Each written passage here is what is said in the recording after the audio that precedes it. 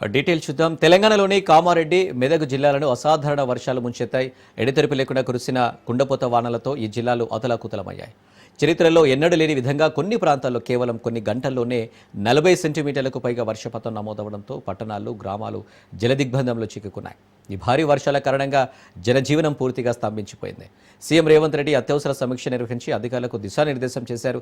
సహాయక చర్యలు ముమ్మరం చేయాలని ఆదేశించారు.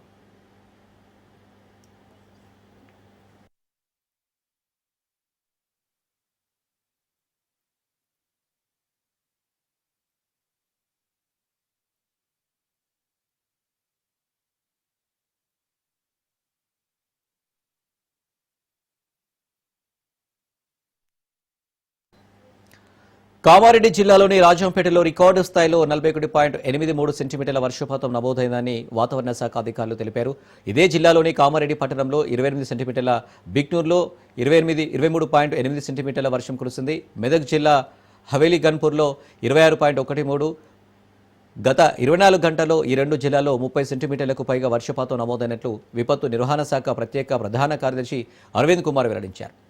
ఈ అసాధారణ వర్షాల దాటికి వాగులు, వంకలు, చెరువులు పొంగిపొర్లి వరద నీరు ఊళ్లలోకి ప్రవేశించింది.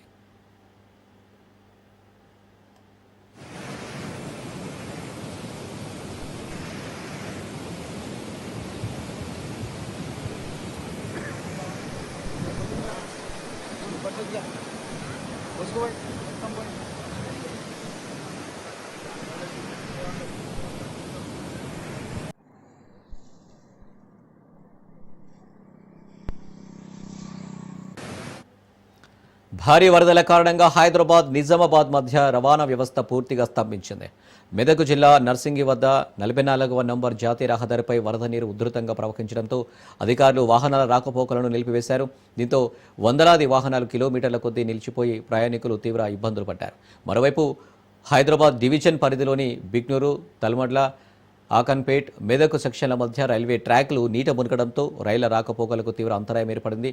దక్షిణ మధ్య రైల్వే పలు రైళ్లను రద్దు చేయగా మరికొన్నింటిని పాక్షికంగా రద్దు చేసి ఇంకొన్నింటిని దారి మళ్లించింది.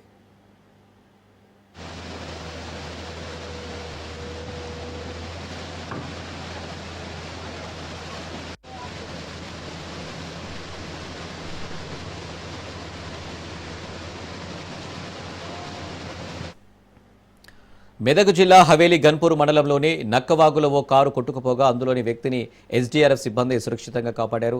కామారెడ్డి, మెదక్ జిల్లాలో వరద ప్రభావిత ప్రాంతాల నుంచి ఎస్డీఆర్ఎఫ్ అగ్నిమాపక సిబ్బంది మొత్తం 504 మందిని సురక్షిత ప్రాంతాలకు తరలించారు. ఎల్లారెడ్డి మండలం బొగ్గుగూడెం వద్ద వాగులో చిక్కుకున్న ట్యాంకర్పై ఉన్న 9 మందిని ఎస్డీఆర్ఎఫ్ పోలీసులు రక్షించారు.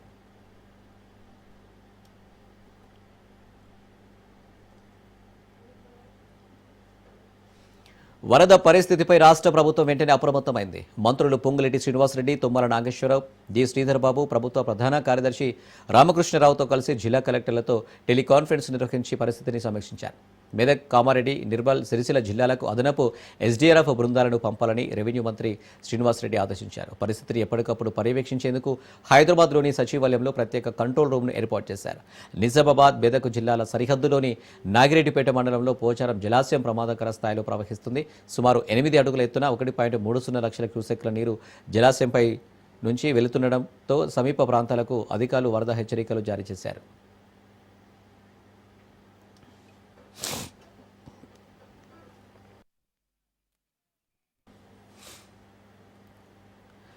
కామారెడ్డి జిల్లా వ్యాప్తంగా ఎడతెరిపి లేకుండా కురుస్తున్న వానల వల్ల బిక్కనూరు వరద దాటికి రైళ్లు పట్టాలు కుంగిపోయాయి. ఎడతెరిపి లేకుండా కురుస్తున్న భారీ వర్షాలు కామారెడ్డి జిల్లా బిక్కనూరు, తలమడ్ల మధ్య రైల్వే పట్టాల కింద నుంచి వరద నీరు ప్రవహిస్తుంది. బిక్కనూరు, తలమడ్ల మధ్య రాకపోకలు నిలిచిపోయాయి. భారీ వర్షాలకు జిల్లా వ్యాప్తంగా వాగులు, వంకలు పొంగి పొర్లుతున్నాయి.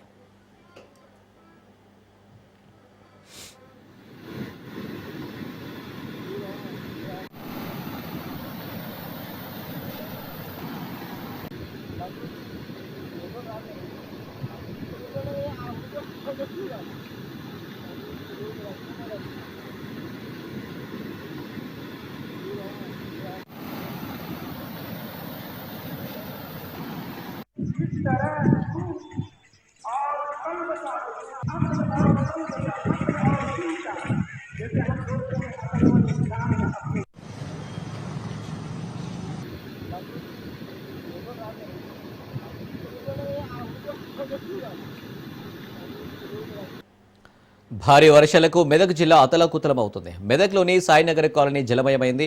హవేలీ గణపూర్ మండలంలో పంట పొలాలు నీట మునిగాయి. దూప్ సింగ్ తండా దగ్గర వాగు ఉధృతంగా ప్రవహిస్తుంది. పలు గ్రామాలకు రాకపోకలు నిలిచిపోయాయి.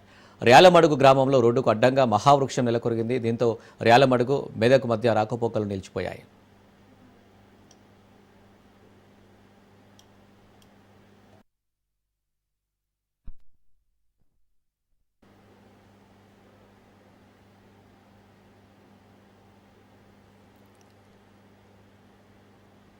రాజకీయాల్లో హత్యలు ఉండవు. కృష్ణా జిల్లా మచిలీపట్నంలో ఎడతెరిపి లేకుండా వర్షం కురుస్తుంది. మచిలీపట్నంలో కురుస్తున్న భారీ వర్షం కారణంగా వినాయక చవితి వేడుకలకు తీవ్ర అంతరాయంగా మారింది.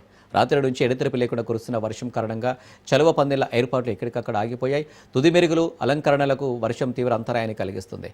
గృహాలలో పూజలు చేసుకునే వాళ్ళు కూడా బజార్లకు వెళ్లి పత్రి వంటి పూజ సామాగ్రి తెచ్చుకోలేని పరిస్థితి ఏర్పడింది. రహదారులు నీటితో మునిగి జలమయమయ్యాయి.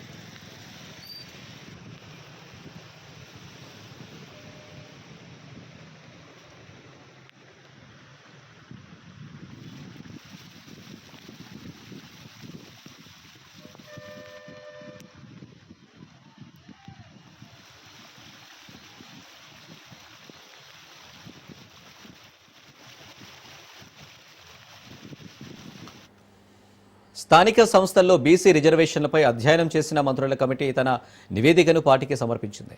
డిప్యూటీ సీఎం భట్టి నేతృత్వంలోని మంత్రుల కమిటీ దేశంలోని న్యాయ నిపుణుల అభిప్రాయాలు తీసుకుని 42% బీసీ రిజర్వేషన్లపై సాధ్యాసాధ్యాలను పరిశీలించి నివేదిక పొందుపరిచింది. నివేదికను గాంధీ భవన్లో ఏఐసీసీ వ్యవహారాల ఇన్ఛార్జ్ మీనాక్షి నటరాజన్కు, పీసీసీ చీఫ్ మహేష్ కుమార్ గౌడ్కు బీసీ రిజర్వేషన్ల అధ్యయన మంత్రుల కమిటీ సమర్పించింది.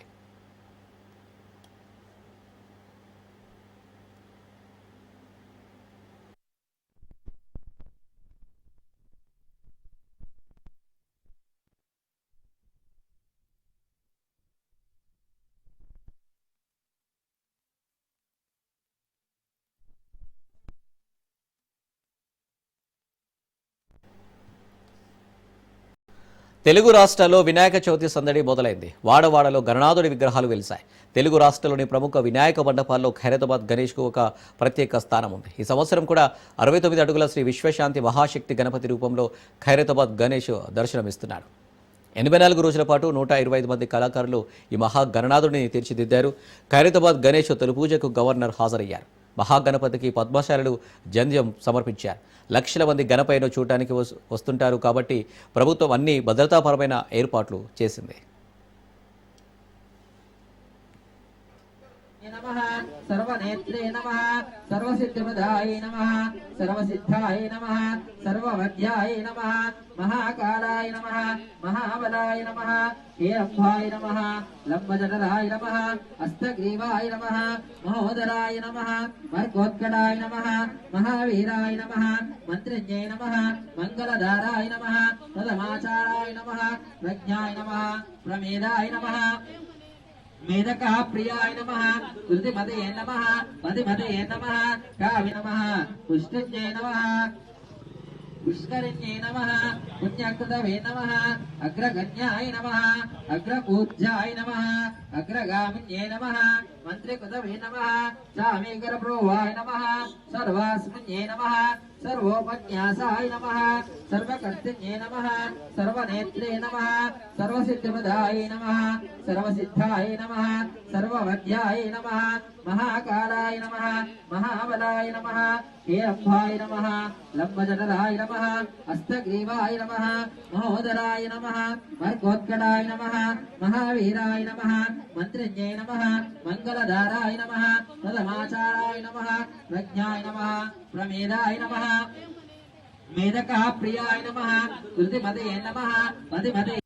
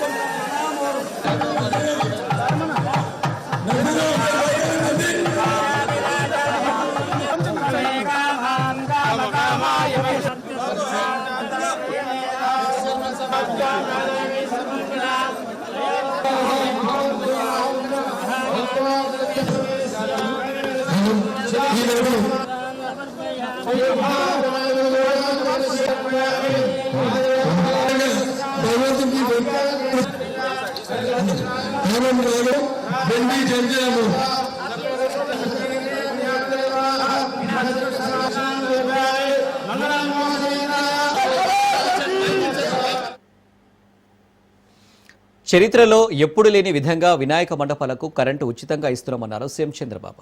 వైసీపీ హయాంలో లాగా అనుమతుల కోసం ఇప్పుడు ఇబ్బందులు పడాల్సిన అవసరం లేదన్నారు. విజయవాడలోని డూండి గణేష్ సేవా సమితి ఆధ్వర్యంలో ఏర్పాటు చేసిన 72 అడుగుల భారీ గణనాథుడి సీఎం చంద్రబాబు దర్శించుకున్నారు.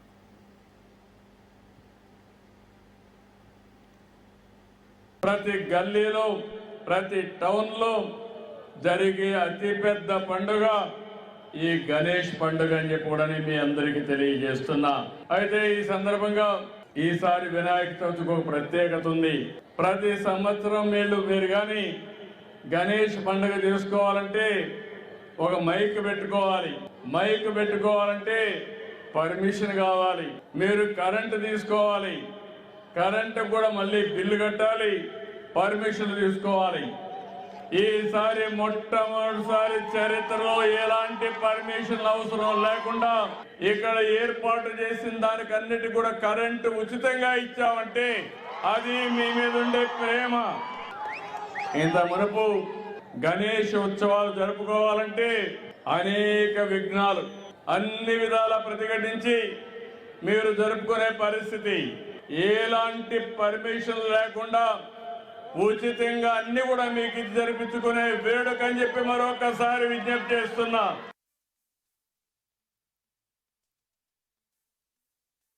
ప్రతి గల్లీలో ప్రతి టౌన్లో జరిగే అతిపెద్ద పండుగ ఈ గణేష్ పండుగ అని కూడా మీ అందరికీ తెలియజేస్తున్నా.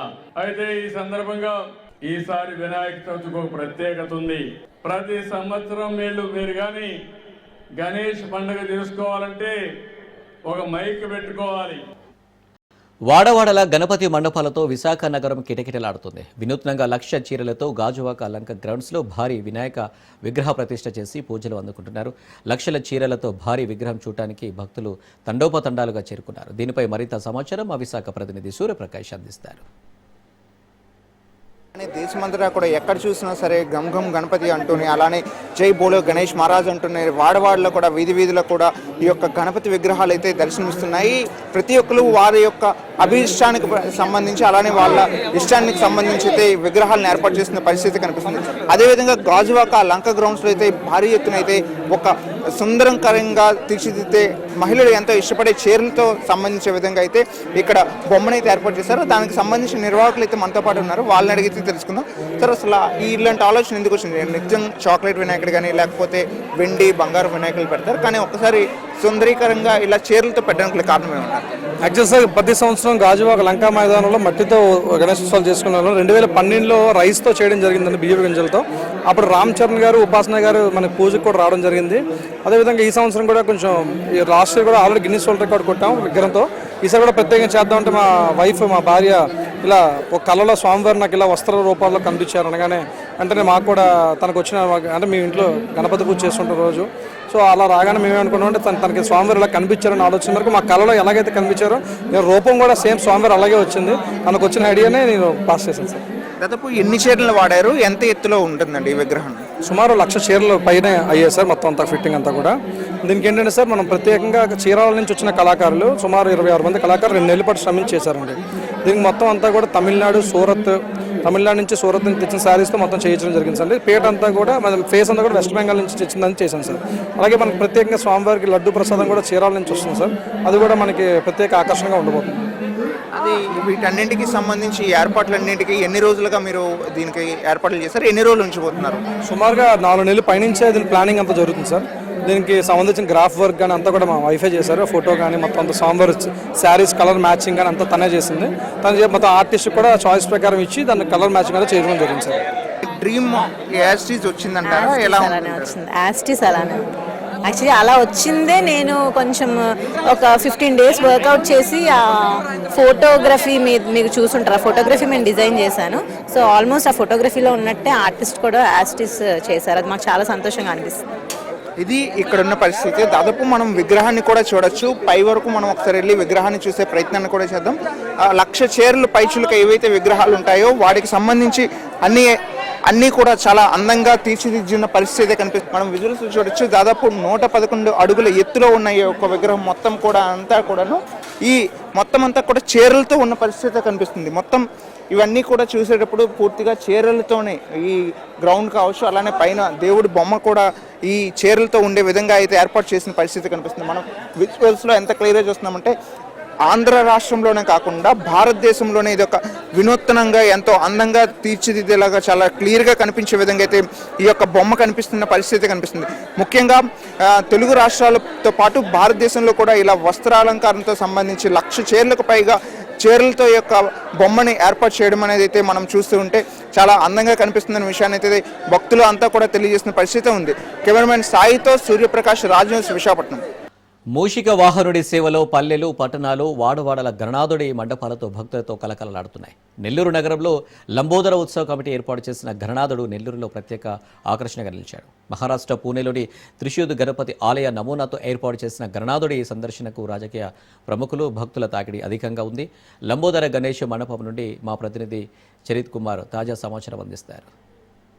నెల్లూరు నగరంతో పాటు నెల్లూరు జిల్లా వ్యాప్తంగా కూడా పల్లెల వాడవాడలా కూడా గణేష్ ఉత్సవాలు అయితే మాత్రం అత్యంత ఘనంగా నిర్వహిస్తున్నారు.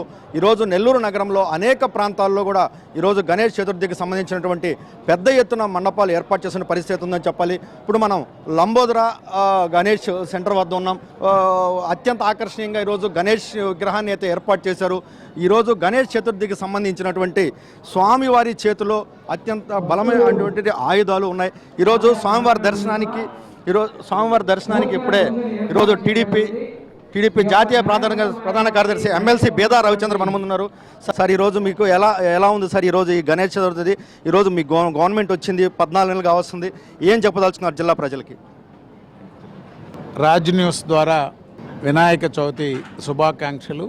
ఆ గణేషుని ఆశీస్సులతో తెలుగు రాష్ట్రాలు, అదేవిధంగా ప్రత్యేకించి నెల్లూరు జిల్లా ప్రజలందరికీ విఘ్నేశ్వరుడి ఆశీస్సులు ఉండాలని చెప్పి తెలియజేసుకుంటూ ఈరోజు త్రిశుద్ధి గణపతి ఆలయం పూణేలో ఉన్నటువంటి ఆలయం కాన్సెప్ట్తో ఈనాడు మిత్రులు చక్రధర్ రెడ్డి, మదన్ మోహన్ రెడ్డి ఇద్దరు కూడా ఈ యొక్క ఆలయ నమూనా అనేక సంవత్సరాలుగా నెల్లూరు నగరంలో వినాయక ఉత్సవాలు జరపడం, మండపాలు ఏర్పాటు చేయడం ఈ యొక్క ప్రసిద్ధి. కానీ వీరిద్దరి ఆధ్వర్యంలో వారి మిత్ర బృందం, స్థానిక శాసనసభ్యులు పెద్దలు కోటంరెడ్డి శ్రీధర్ రెడ్డి గారు, వారి సోదరులు గిరిధర్ రెడ్డి గారి సహకారంతో త్రిశుద్ధి గణపతి ఆలయం పూణేలో ఉన్నటువంటిది ఒక విశిష్టమైనటువంటి ఆలయం. ప్రపంచంలో ఎక్కడా లేనటువంటి విధంగా విఘ్నేశ్వరుడు నెమలి వాహనంతో 3 తొండములతో ఆ యొక్క ఆలయం యొక్క ప్రసిద్ధి. దాని నమూనాతో ఈరోజు ఇక్కడ ఈ యొక్క మండపాన్ని, అదేవిధంగా గణపతిని స్థాపన చేసి గతం కంటే భిన్నంగా ఈరోజు ఇక్కడ ఉత్సవాలు నిర్వహిస్తున్నటువంటి వారందరికీ కూడా ప్రత్యేకంగా ఈ వినాయక చవితి సందర్భంగా శుభాకాంక్షలు తెలియజేస్తూ, ముఖ్యమంత్రి చంద్రబాబు నాయుడు గారి నేతృత్వంలో ప్రజలకి సేవ చేసేందుకు వారికి పవన్ కళ్యాణ్ గారికి, అదేవిధంగా భారతీయ జనతా పార్టీ నాయకులకి, ముఖ్యమంత్రి చంద్రబాబు నాయుడు గారికి, లోకేష్ బాబు గారికి, ప్రభుత్వానికి వారి ఆశీస్సులు అందించాలని కోరుకుంటున్నాను. ఈరోజు స్వామివారు కూడా ఇక్కడ ఉన్నారు. స్వామి, ఎలా అనిపిస్తుంది అంటే ఈరోజు మేము నెల్లూరులో చాలా విగ్రహాలు చూసాం, ఈరోజు ఇంత ప్రత్యేకమైనటువంటి విగ్రహాన్ని ఇక్కడ చూస్తున్నాం. ఏంది స్వామి? ఇది గత సంవత్సరం నుంచి కూడా ఇది 2వ సంవత్సరం ఇక్కడ స్వామివారిని నెలకొల్పడం. ఇది పూణేలో ఉన్నటువంటి త్రిశూద్ గణపతి, అంటే 3 తుండాలతో, మామూలుగా వక్రతుండ మహాకాయ కోటి సూర్య సమప్రభ నిర్విఘ్నం కురుమేదేవ సర్వకార్యేషు సర్వదా అని స్వామిని కీర్తిస్తాం. ఇక్కడ స్వామివారు 3 తుండాలతో ప్రత్యక్షమై స్వామివారు నెమలి వాహనంతో పూణేలో మనకి దర్శనమిచ్చే విధంగా అత్యంత పురాతనమైనటువంటి 17వ శతాబ్దం నాటి గుడి, పూర్వమే అది స్వయంభూగా వెలిసినటువంటి క్షేత్రం. ఆ క్షేత్రాన్ని మన వాళ్ళు కొంత వందలాది మందే దర్శనం చేసుకుంటారు. ఇక్కడ వేలాదిగా అందరికీ సింహపురి వాసులకి స్వామివారి దర్శన భాగ్యం ఈ రూపంలో కలగాలని ఇక్కడ గణపతి నవరాత్రుల్లో ప్రతిష్ఠించడం జరిగింది. పూర్తిగా కూడా అంటే అందరూ దేవతలను కూడా, 3 కోటి దేవతలను కూడా ఈ మండపంలో ఏర్పాటు చేసిన పరిస్థితి చెప్పాలి. పూర్తిగా ఇక్కడ గణనాథుడికి సంబంధించినటువంటి వివిధ ఆకారాల్లో గణనాథుని ఏర్పాటు చేయడంతో పాటు ఈ త్రిశుద్ధి గణపతిని తెలుగు వారికి ప్రత్యేకించి అంటే ఒక సెట్ వేయడం, అత్యంత ఖరీదుతో కూడుకున్నటువంటి ఈ సెట్ ఏదైతే ఆలయ నమూనాను 3 నెలల పాటు కష్టపడి కూడా వీళ్ళు ఇక్కడ ఏర్పాటు చేసిన పరిస్థితి చెప్పాలి. ఏదైతే మాత్రం ఈరోజు నెల్లూరుకి సంబంధించిన భక్తులైతే మాత్రం ఈ త్రిశుద్ధి గణపతిని పూర్తిగా దర్శనం చేసుకొని కూడా అందరూ కూడా సంతోషపడుతున్నట్టు కూడా మనకు తెలిసిన పరిస్థితి. కెమెరామెన్ భరత్తో చరిత్ర కుమార్, రాజ్ న్యూస్, నెల్లూరు నుండి. పర్యావరణాన్ని పరిరక్షించే విధంగా ప్రతి సంవత్సరం మట్టి గణపతిని తయారు చేయడం ఈ స్వర్ణకారుడికి అలవాటు. గతంలో ₹2 కాయిన్లతో, డ్రై ఫ్రూట్స్తో ఇలా పలు రకాల వినాయకుల విగ్రహాలు తయారు చేయడం ఈ స్వర్ణకారుడికి అలవాటు. దీనిలో భాగంగా ఈ సంవత్సరం వినాయక చవితికి పప్పు దినుసులతో విద్యా గణపతి విగ్రహాన్ని తయారు చేశారు.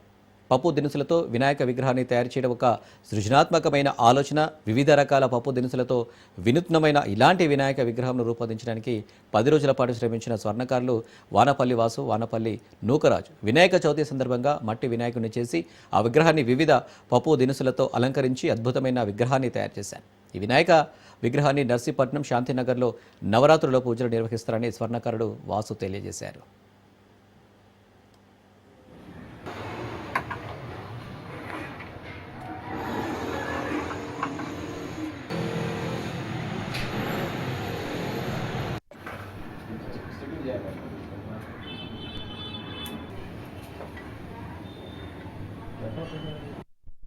ఇదేంటంటే ప్రతి సంవత్సరం కూడా 1,000 రూపాయలు ఉండాలని చెప్పేసి ప్రతిసారి 18 రకాలు చేసుకుంటూ వచ్చి ప్రతిసారి ఈసారి విద్యా గణపతి ఇది మా వీధిలో శాంతినగర్లో పెట్టుకుంటున్నాం. పెట్టుకుని అందరూ కూడా చాలా బాగా చేసుకుంటాం. ఇది కుటుంబ సభగా చేసుకుంటాం అందరూ కూడా ఇక్కడ వీధంతా కలిపి 16 విగ్రహాలు చేసామండి. 1000 విగ్రహాలు చేసి 16 విగ్రహాలతోనే ఒక విగ్రహం చేసాం అనమాట. అది 3.5 అడుగులు ఎత్తు చేసాం. ఈ సంవత్సరం కూడా 3.5 అడుగులు ఎత్తుతోనే తయారు చేసాం. ఇది మొత్తం 18 రకాలు వాడామండి విత్తనాలు మొత్తం కూడా. ఈ 18 రకాలు కూడా అన్ని ధాన్యాలు మొత్తం అనేది. ఇవి ఆగరపప్పు అండి, ఆగర కందిపప్పు. ఇది వచ్చి మన బఠానీ, ఇవి వచ్చి డబల్ చికెన్, ఇవి వచ్చి సగ్గుబియ్యం అండి, ఇవి వచ్చి ధనియాలు, ఇదేమో సబ్జాలు అండి, ఇది గుమ్మడి పప్పు అండి. అలా మొత్తం 18 రకాలు వాడామండి దీనికి. ఇది ప్రతి సంవత్సరం కూడా మా ఇదివరకే చేసుకుంటాం, బయటికి చేయము. ప్రతి సంవత్సరం సరదాగా అందరికీ మా విగ్రహం వెరైటీ నరసింహ మొత్తం వెరైటీ ఉండాలని చెప్పేసి ఉద్దేశంతో మేము విగ్రహం తయారు చేస్తుంటాం అండి. ఇదేంటంటే ప్రతి సంవత్సరం కూడా నిర్మల్ జిల్లా తెలంగాణ సరిహద్దులో ఉన్న మహారాష్ట్రలోని పాలజ్లో కర్ర వినాయకుడు కొలువుదీరాడు. వినాయకుడిని గర్భగుడిలోకి తీసుకొచ్చి అలంకరణ మహారతి నిర్వహించి ప్రతిష్ఠించారు. ఈ కర్ర వినాయకుడిని దర్శించుకునేందుకు భక్తులు భారీగా తరలివచ్చారు. ప్రతి ఏటా ఈ విగ్రహాన్ని ఉత్సవాల తర్వాత గంగా నీళ్లు చల్లి భద్రపరుస్తూ వస్తున్నారు. భక్తుల రాక సందర్భంగా అన్ని ఏర్పాట్లు చేసినట్లు కమిటీ సభ్యులు తెలిపారు.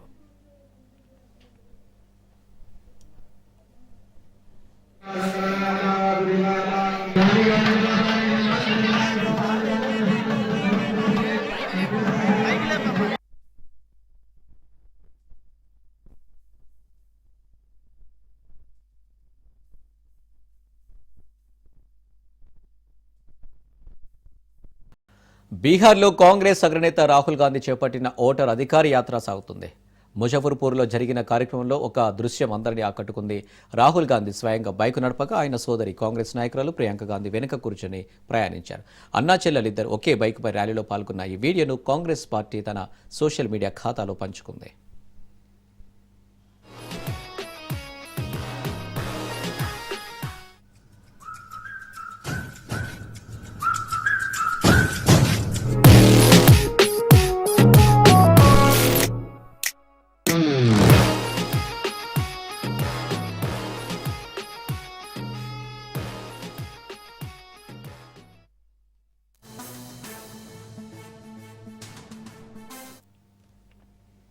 అమెరికా అధ్యక్షుడు ట్రంప్ భారత్పై విధించిన 25% అదనపు సుంకాలు అమల్లోకి వచ్చాయి. ఇప్పటికే భారత్ నుంచి వచ్చే దిగుమతులపై 25% సుంకాలు వసూలు చేస్తుండగా దీనితో కలిపి 50%కి చేరుతున్నాయి. ఈ మేరకు అమెరికా అంతర్గత భద్రతా విభాగం తాజాగా నోటీస్ జారీ చేసింది. వివిధ దేశాలపై అమెరికా విధించిన సుంకాల్లో భారత్పై విధించిన సుంకాలే అత్యధికం. తాజా పెంపుతో అమెరికాకు భారత్ నుంచి జరిగే సుమారు $48 బిలియన్ ఎగుమతులపై ప్రభావం పడుతుంది. జౌలి వస్తువులు, దుస్తులు, జెమ్స్ ఆభరణాలు, రొయ్యలు, పాదరక్షలు, విద్యుత్ యంత్రాలకు సుంకం వర్తిస్తుంది. ఔషధాలకు అమెరికా సుంకాల నుంచి మినహాయింపు దక్కింది.